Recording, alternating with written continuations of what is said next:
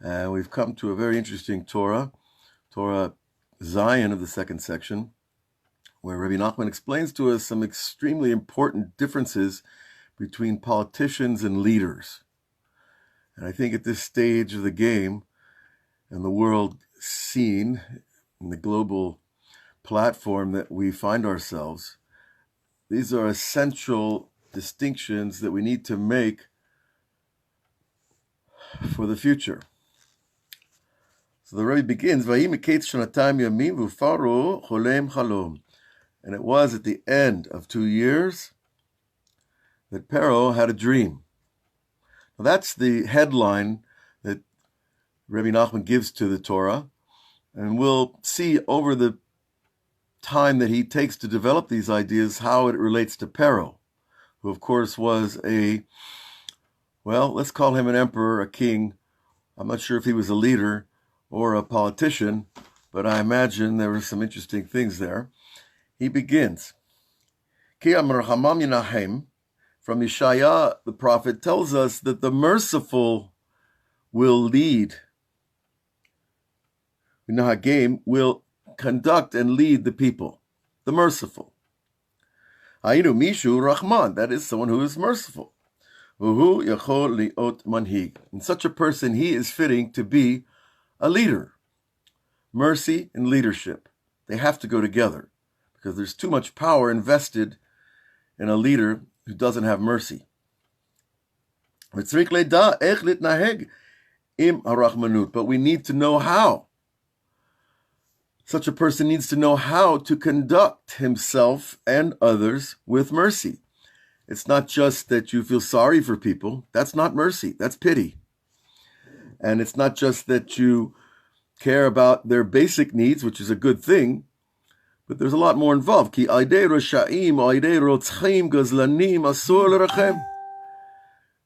a very interesting detail that evil people, murderers, and thieves, it's forbidden by the Torah to have mercy on them. And therefore, someone who does not know how to conduct leadership with mercy, such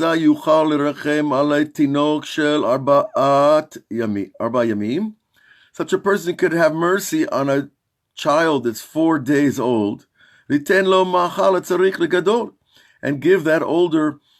give food for an adult to a baby. ולא לקטן כזה. כי קטן כזה צריכים ליזונו רק על ידי חלב דווקא. Because a baby that's 4 days old can only handle milk as his food. ועל כן צריך לדע איך להתנהג עם הרחמנות. Therefore, in such a simple case as what to feed a baby, the Rebbe begins as a metaphor to explain to us much larger ideas. Because for such a small baby, he can only handle milk. To an adult, and the food that's needed by him.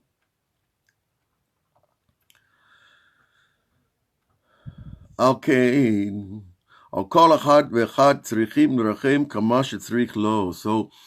each person needs a different level of mercy, a different level of sustenance, if you will.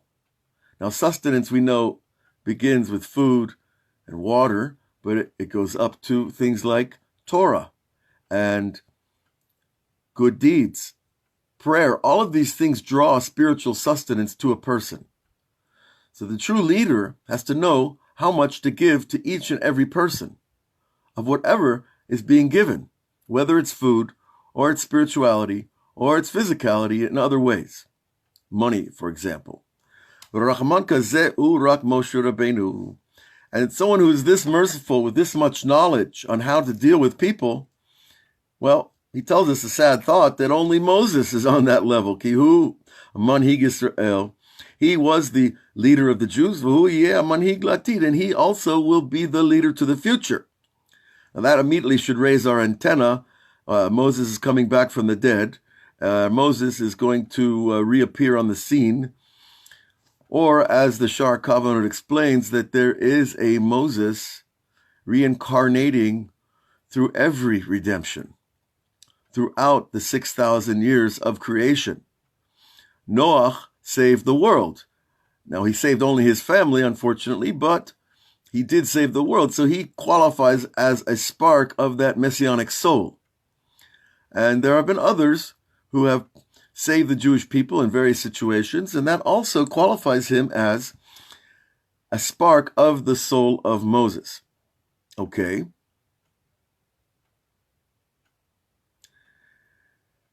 Vohu yeh manhig latid, and he will be coming back. Ki mashayahu sheyeh v'chulei. As Kohelet tells us, that which was will be.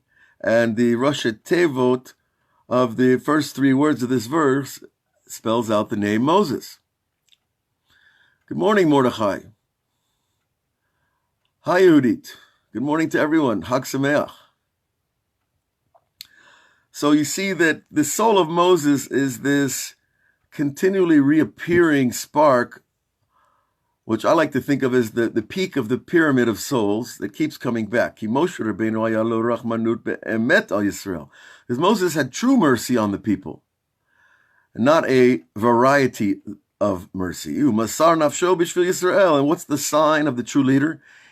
He sacrifices his own soul for the sake of Israel. And he throws his soul before them. And he did not think of himself at all. Because God said to Moses, God said, I will make you a great nation. After the Jews sinned with the golden calf, God wanted to start over with the Jews. He said, okay, we got to do this again. We're going to pick a new leader. We're going to pick Moses. And Moses did not think, wow, I could be the new Abraham. I could be the new source of the redemptive nation. He didn't think that way. He didn't look to take over the chair. He didn't look to be the new patriarch of a new nation called the Moshites, or some derivation thereof. He said to Hashem, no, if you will lift up their sins, and if not, then erase me from your book. Because Moses did not want to be part of that ultimate defeat. Because if God had destroyed the Jews after they made the golden calf, the whole world would have looked at the Jews and laughed and said, look at these people. They did all these miracles for them, and God crushed them afterwards. Who wants such a God? He was a true and merciful leader. And one of the main missions of Moses was to establish and inhabit the world. That this is the first mitzvah given to Adam, that Adam would be the first person to begin the population of the world with divine beings. The world be filled with people. Ki ikar Adam hu adat. Now, the essential nature that makes us people, that makes us human beings, is dat, knowledge, awareness, self-contemplation, and all the qualities that we relate to the mind.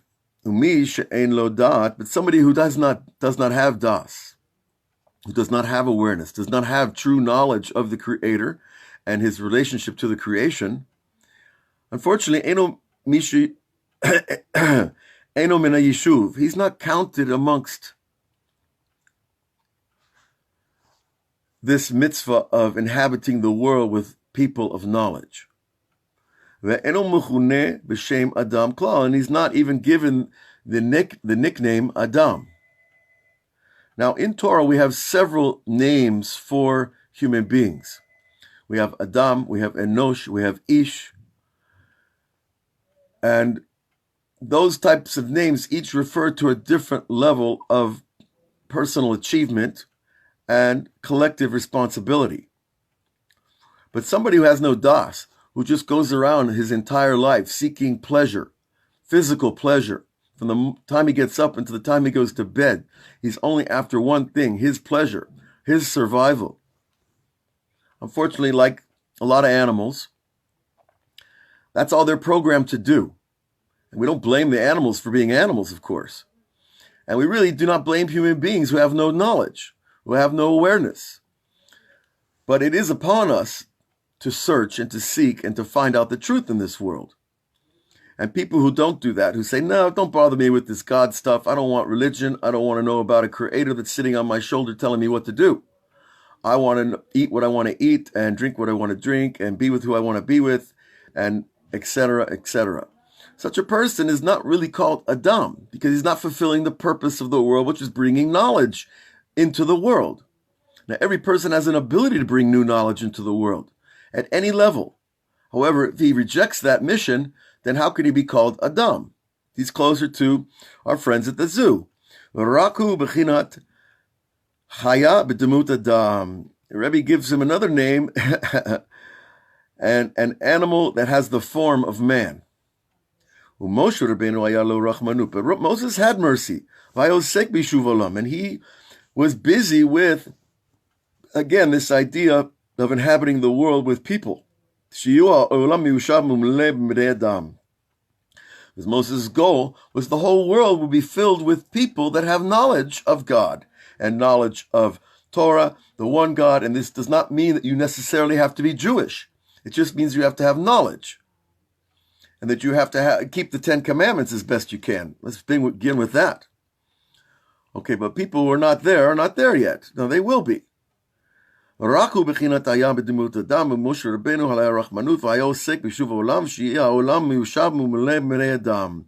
the Rebbe repeats the idea. Hayinu b'nei Adam k'nizkar, as we said before, as we defined that term. Kihu patach lanu or adat, because Moses was the one who really opened up the light of knowledge. Now we would say, whoa, what about Jacob, Isaac, Abraham? What about Enosh? What about Shem, Melchizedek? What about Adam himself? What about Noah? Didn't they have knowledge of God? Moses spoke directly to God. He was that's called a prophet.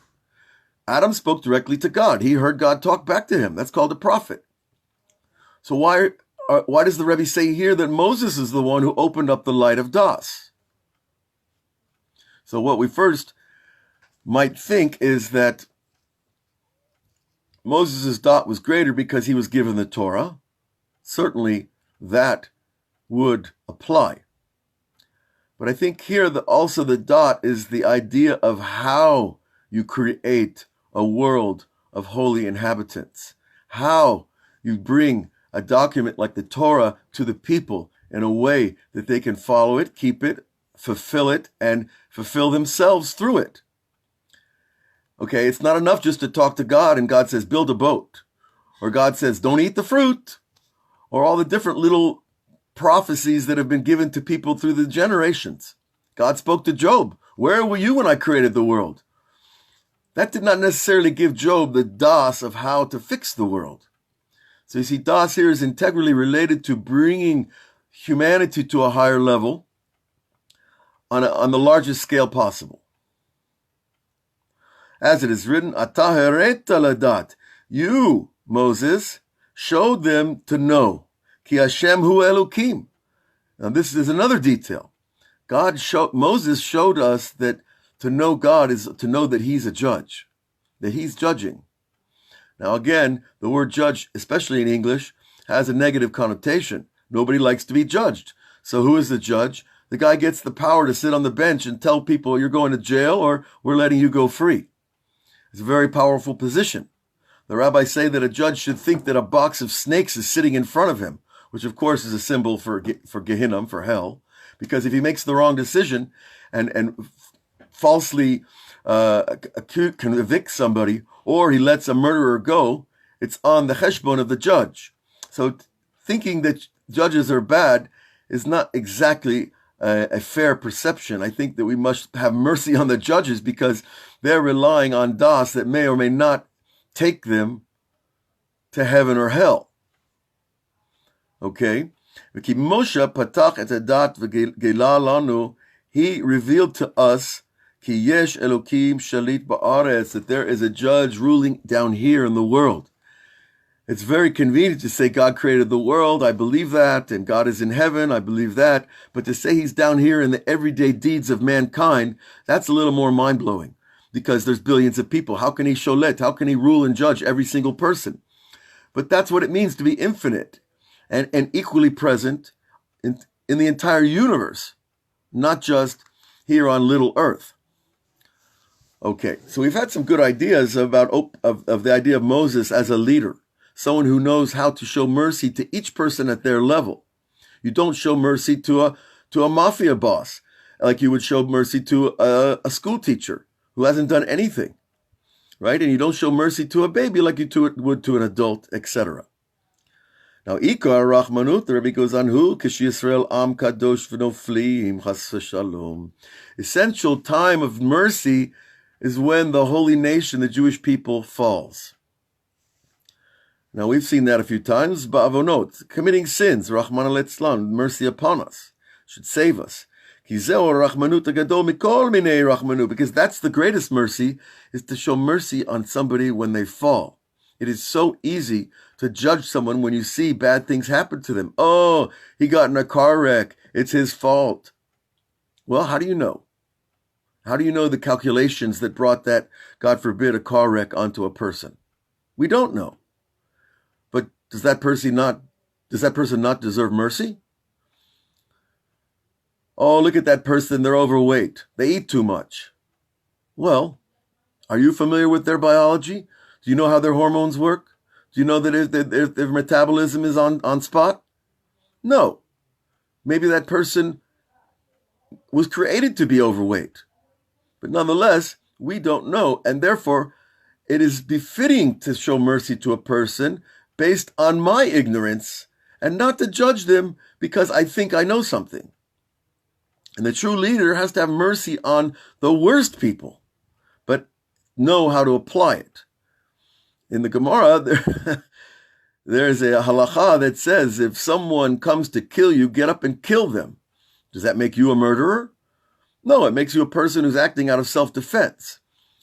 But they also go on to say that if there's a person who has committed death penalty sins, he's done something, he's cheated with a married woman, and he's been warned not to several times, and he's been seen doing so, that person unfortunately invokes the death penalty. Well, we're not going to have mercy on this person? His appetites, his desires overwhelmed him. And the rabbis say, no, put him to death, and that's his mercy. Because when a person gets the death penalty in this world through the holy processes of a true Beit Din, he actually gets an atonement, a kapparah. And he's allowed then to proceed to the higher realms in the spiritual world because he was put to death here by a Beit Din. So that's another form of mercy. Because if the guy gets away with his sins, then he doesn't get into the world to come, and he's going to have to go through a much longer process to purify and fix his soul. It could take hundreds of reincarnations even. All the difficult suffering in the world, because all the suffering in the world is nothing compared to the great load and weight of sins. That when a person sins, it's like he's carrying an elephant on his back. Chas v'shalom. When the Jews fall into sins, this is the heaviest burden to bear.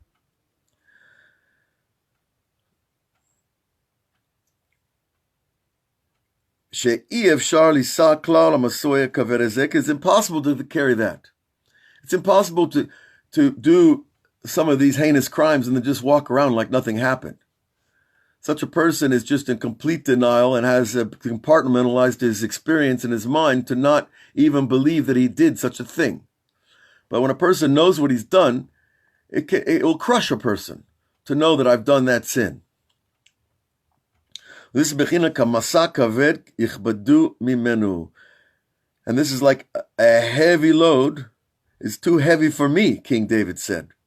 Now, someone who knows the holiness of the Jews and from where they've been taken in the upper worlds, from where the Jewish soul was created, and they know the spirituality and the precision of the Jewish soul. They know that a Jew is very far from sin in his inception, in his software. It is not something that we look to do when we're children. Children don't look to sin. And something happens after we get that Yetzirah and after we get around certain people and certain cultures that drive us to act like them.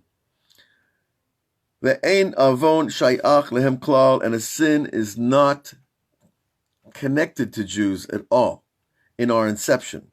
Lefi godol kedushatam meshorasham godol dakutam ruchaniutam. According to their great holiness in their root, the root of their souls, which is a very high place. The root of our soul is something that if you touch it once in your life, you will be joyous the rest of your life.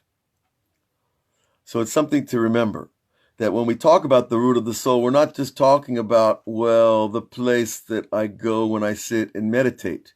You might go there if you're very lucky, but it's an extremely high, exalted place beneath the throne of glory in the world of Bria, light years away spiritually. Okay, and nonetheless, that's where we're from, and there's no such thing as sin there.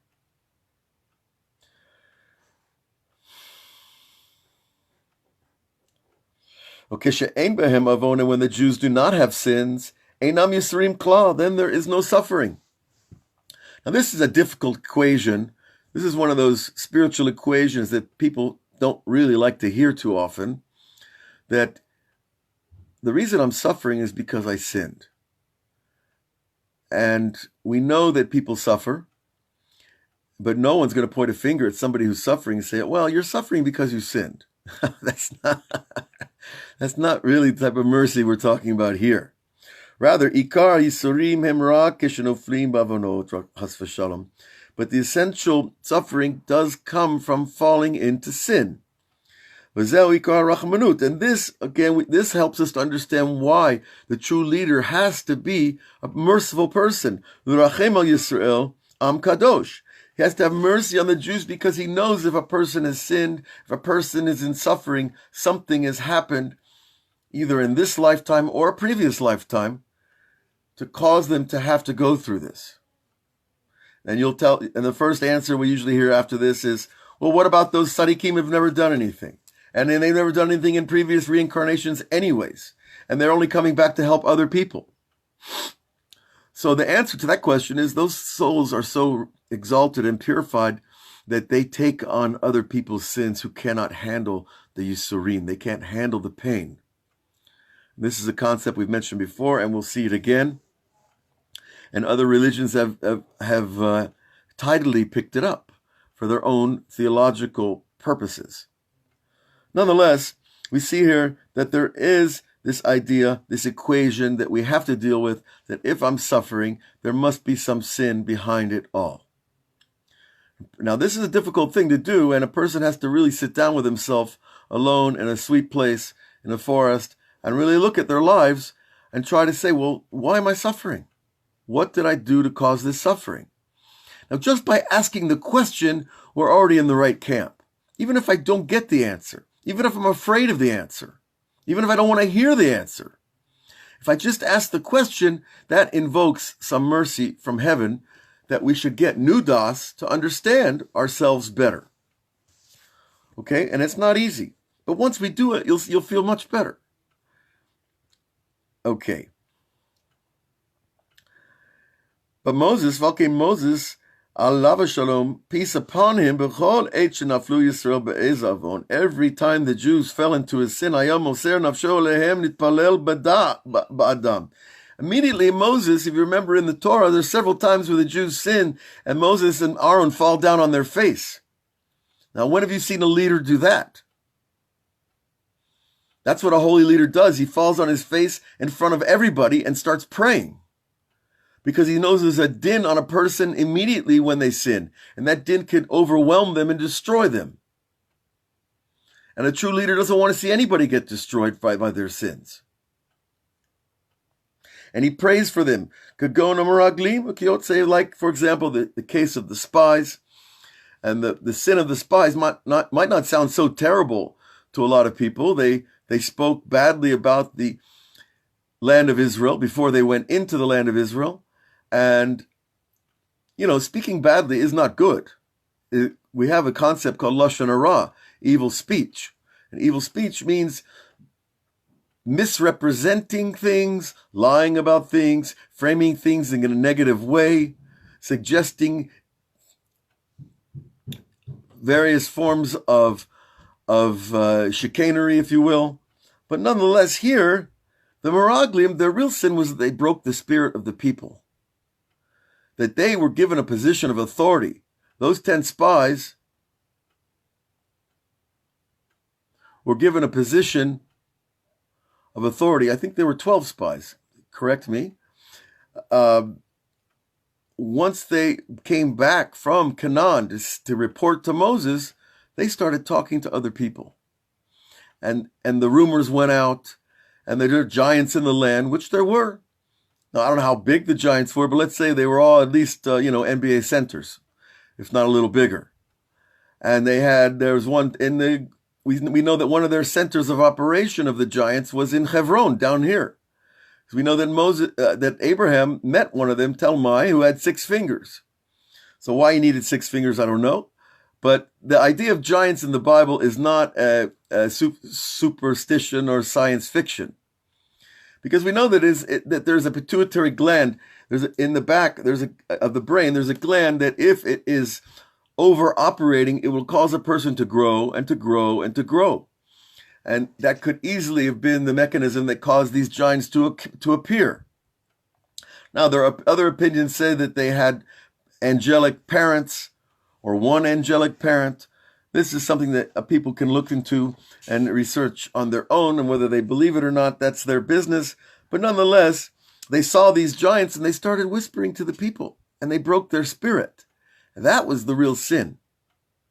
Even if your spirit is broken and you're afraid, it doesn't give me permission to go out and say things to other people to do the same. And that's really where the problem, I think, is. And he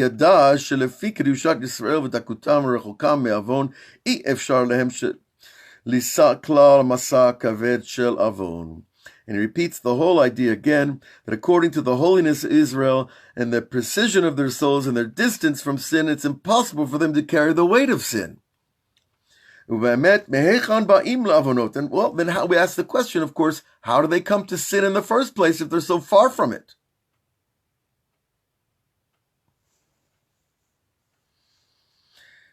The Rebbe gives us the answer that we should be expecting. Hu rak ayadei she'ein lo dat. That he does not have dot. That dot is something that you can have one moment and lose it the next. It's not a static quality that resides in your brain once you have it. It's something that you receive, and it's something that you lose, unfortunately. Now, of course, we'll lose our dot immediately when we get angry. That's the first thing you have to know. Becoming angry about anything automatically causes us to lose our awareness of God's presence and our relationship to that, our own holiness and the goodness that we really are deep inside. So losing das, we can also lose knowledge. You can also lose the ability to talk. They say that people who, some people when they commit sins, they stutter. People that lie, they can't look at you. All kinds of things happen when we lose our das. And it affects our bodies as well. So without going into that too far, it is the lack of das that brings us to do things against the Torah. Ki ein adam oved over avera elim kein nichnas bo ruach shtut. And that's from Masechet Sota, that a man will not commit a sin unless a foolish spirit will enter him. So you see, foolishness is not playing practical jokes or telling funny stories. Foolishness is when a person starts to think outside the parameters that the Torah gives us that we should be thinking, that we should be using the gift of consciousness to contemplate the greatness of life around us, the greatness of God's creation, and the Creator himself. and the greatness of the Jewish people and all human beings at whatever level they're at. So this Ruach Shtut is not a joke. And you can see it enter yourself and others very simply. I've seen it when a person's voice changes, when suddenly their attitude changes, when suddenly they get sarcastic, or they make fun of things, or they joke out of appropriateness to the moment. All of these things are a little bit of Ruach Shtut. Now, it doesn't mean they're going to go out and commit a horrible sin, but it means that there's something happening. And we need to know these things, of course, to check ourselves and not other people. But oftentimes, we are mirrors to each other, and we learn from each other. And again, it's not to judge, but it's rather to learn. Okay. And this is the greatest mercy of all, is to have mercy on people when they fall. And we need to have mercy. What is this Percy? Who's Percy? We have to have mercy on the person. And how do we do it? By sharing dot, by giving to him dot. Now this is a very delicate operation, because you can't just go up to somebody and say, oh, they're feeling bad. And even if they're your best friend and they tell you they sinned, we have to be very gentle. It's like psychic surgery to go into somebody's mind and try to give them das that helps lift them out of the place they've fallen. You could say to a person, if you keep doing that, you're going to ruin your life. That is a form of dot. But I don't know how often it actually helps people. Or if you see somebody doing something and you say, I did that and I know what happened to me. Now that's a little bit more effective in a way of introducing this idea of das. And das also is awareness of good and evil, of right and wrong. Okay. So when you see someone who's suffering, or you yourself are suffering, we need to remember, wait a minute, I need some das here. Something's going on with me. The first thing I do is open a book. When I feel that silliness enter, open a book. Open a sefer, something holy, and the minute my eyes hit the page, I feel better. The minute my eyes hit the page, I'm starting to get centered. And we just have to give ourselves a break and try. And it says, Ashrei maskil el dal, fortunate is the person who gives intelligence to the poor. Now, we're not talking about poor in terms of their socio-economic status, of course. We're talking about the one who is poor in knowledge of self. Ki ein ani ela min hadat, because there's an ani, which is another word like dal for a poor person. The truly poor person is the person who doesn't have dat, knowledge of self, God, creation, etc. And we have to have mercy on him and to give some das to such a person. So of course the Rebbe is defining for us what a true leader does. Now, I don't know too many politicians, but what I've seen is not too encouraging about how many politicians really have mercy on their constituencies and how many politicians really bring true das into the people that vote for them. And this is an issue unto itself because, well, Israel has just gone through an election, and we're hoping that we'll see a good leader. And a leader that's transforming himself like all of us are trying to do on an individual basis. But at least we have some parameters to judge. When they raise, like they say in Paris, $750 million in 2 days to rebuild a church, and there's people homeless in the street, something's wrong there. Something is wrong. And those billionaires might defend themselves and they might not care. But those poor people in the street, I imagine they don't feel too good. Now, of course, we know that there always are poor people. God tells us there will always be people who don't have money. Why that is a complex answer to that question. And there are people that can work and don't want to work, or there's people that aren't able to work. There's many categories and levels of poor people. But the bottom line is $750 million will go a long way. And I'm not blaming the French because this happens everywhere. It happens in Africa. It happens in America. Look at South America. My God, what's going on down there? So the true leader has to have mercy and have das to share that with others. And that's why you see all the biblical figures that are true leaders, the first thing they do is pray for their people. And they fall down and they're not ashamed to pray and to invoke the name of God in public. And try it, I remember when I first became religious, it's one thing to talk to God when you're alone in the forest, but to do it in front of a lot of people, to make a blessing over bread in front of 20 people, you're putting yourself out there a little bit. And God knows that. And so to invoke Hashem's name for the sake of others is a great thing. It's even greater when it's in public. And this is really a leader. And even when it becomes a time for a person to die. And then the soul goes up and attaches to the place that it is going to. In the upper worlds, and there are many, many, many, more than there are down here. This is still not the complete perfection and goal of the soul. Rather,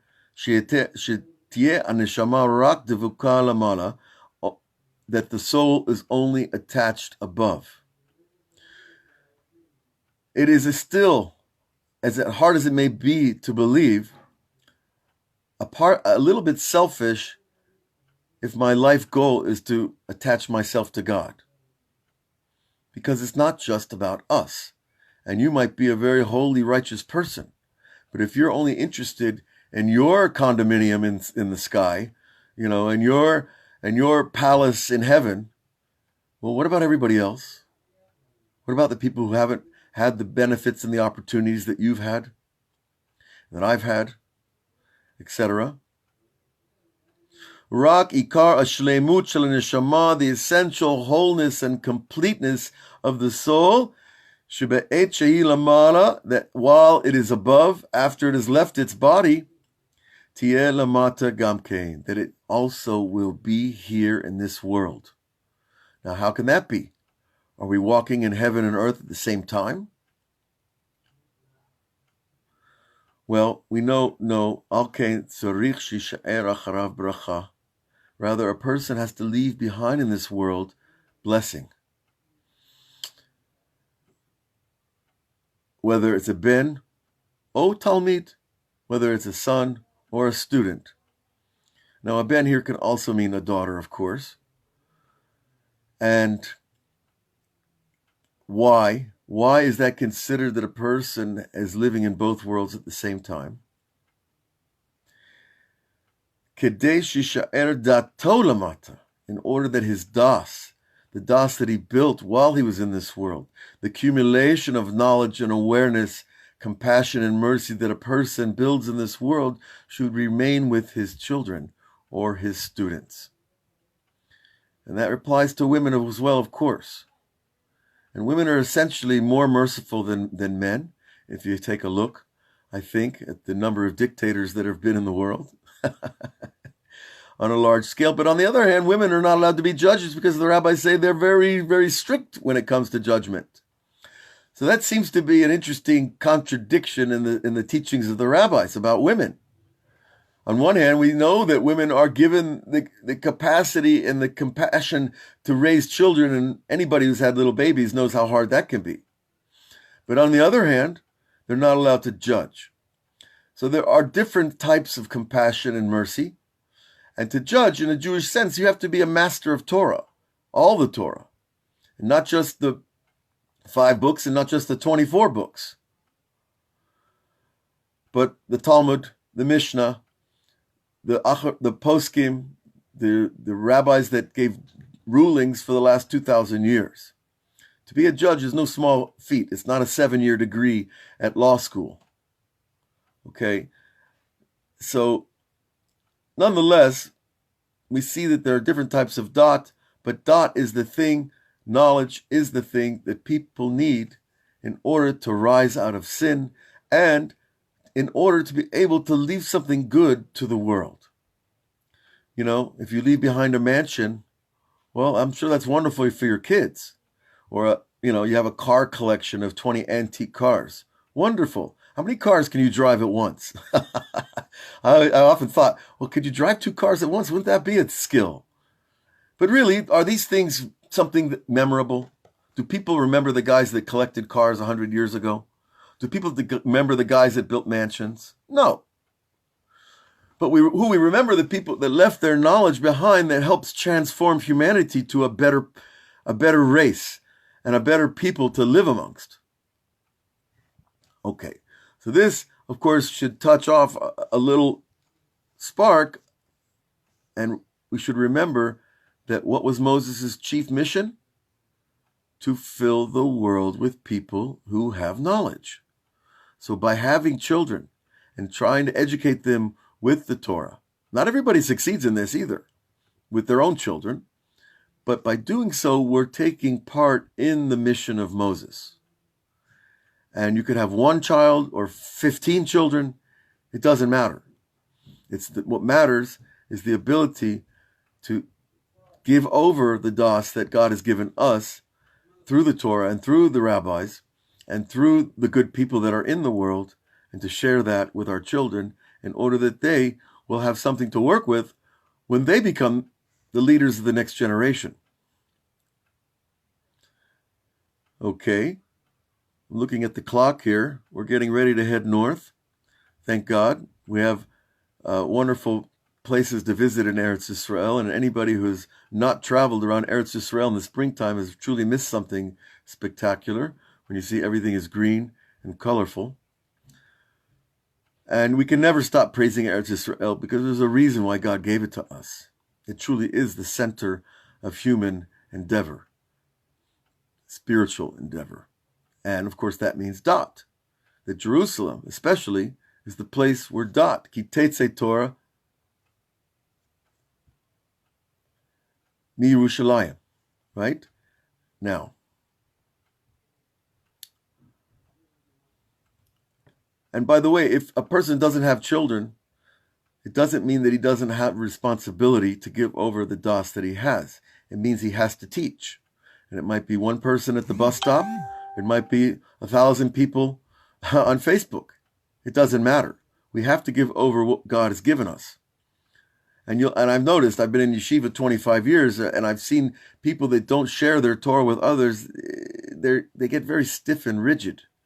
They don't have that fluid flexibility with people to share their knowledge, and their knowledge gets stuffed up in their head, and it's not a pretty thing when you know how beautiful this teaching that we've been given is. Okay.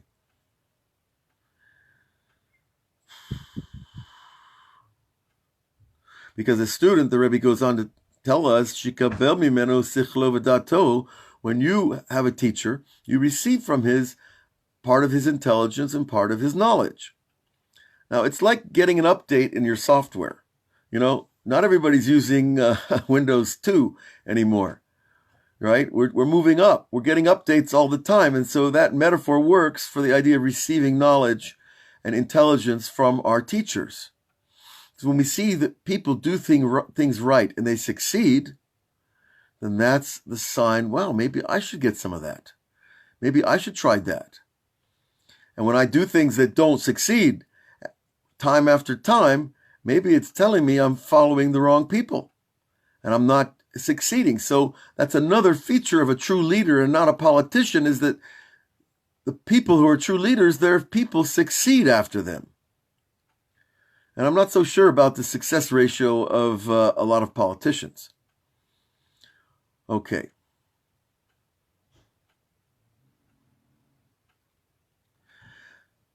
V'gama ben, and so to a person's children, b'v'dai ein mala kishnishar ben rasha. And certainly there's no level to leave behind a child who is, the Rebbe calls him a rasha. Now that means an evil person, but we know the Rambam defines for us in a very broad sense that a rasha is just a person who has 51% not good deeds.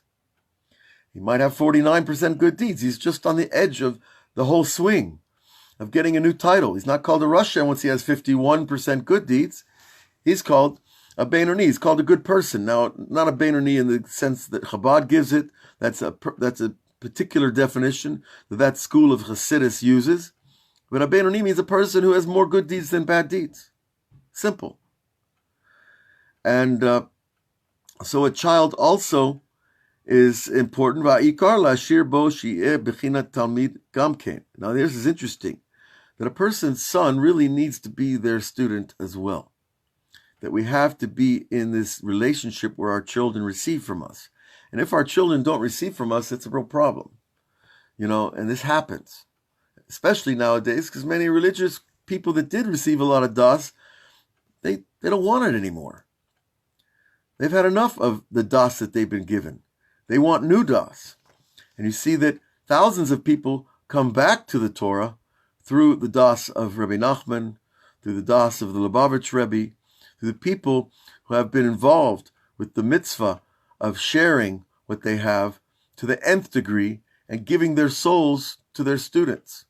I know when I was first walking around LA and looking at new expressions of Judaism and meeting new rabbis, I really wasn't interested in how much they knew or how many books they read. I was interested in how much they cared for other people and how much they were invested in sharing what they had in a pleasant, supportive way. And when I met rabbis that knew a lot but were not merciful to others, I ran. Sometimes I didn't run fast enough. And I knew a few people like this. And they had learned a lot of Torah, and they knew how to give it over in a nice way. But they weren't true leaders because they didn't have mercy for their followers. Now, how do you know? We're not going to be able to cover all this Torah today. It's a long Torah, but we hopefully will come back to it tomorrow. How do you know that your leader, the person you've chosen as a leader, is the true thing? Well, one way you can tell is if he uses his power for his own pleasure. If he asks you for donations for no reason, if he asks you to do things for him that he can do himself, this is called already an abuse of power. And so much more so if a leader asks you to do illegal things, or a leader asks you to participate in activities that you feel are a waste of your time. These are not good signs. And certainly a leader who won't answer the phone, or he won't meet you, or he doesn't have time to give you a good word, these are the people that we need to stay away from, because they're seeking leadership from the wrong place. Because one of the great desires of this world is power over each other. And power over each other is the worst vanity of all. And we know where that leads. That leads to despots and dictators taking over countries. And certainly on the lowest level, taking over people's lives. And I've seen new, young, innocent Balei Tshuva and converts that come into Yiddishkeit, and they get attached to teachers and leaders that take advantage of them in horrible ways. Ways that destroy families. Ways that make people want to run from religion. So we have to have these filters, and we have to have the antenna. And thank God we have the Rebbe who's giving us some of those skills and ideas to work with. And it's a long process. And it takes years sometimes to find the true teacher. And you know what? There are also many teachers on the path. We're not meant to necessarily have one teacher our whole life. Because a true leader who is a proper teacher, who's the one who gives you this new das, you might not be able to stay with him your whole life. You might have to move. You might get a new job. You might have to move because you're marrying somebody. And there are other teachers on the path. But you're not really leaving them if you stay connected. So I want to bless everyone with a holy, happy festival day this day. Go out and do something new and different that you haven't done during the regular days, because God gave us these days to celebrate, to have joy, to experience the beauty that is already around us, and we just have to open our eyes. So God bless everyone to reach out and to reach up and to reach in, and we're going to find wonderful things inside there. We look forward to seeing you tomorrow, hopefully from the holy city of Tzfat, perhaps in one of the holy synagogues there. We'll see where the doors open. All the best, everyone.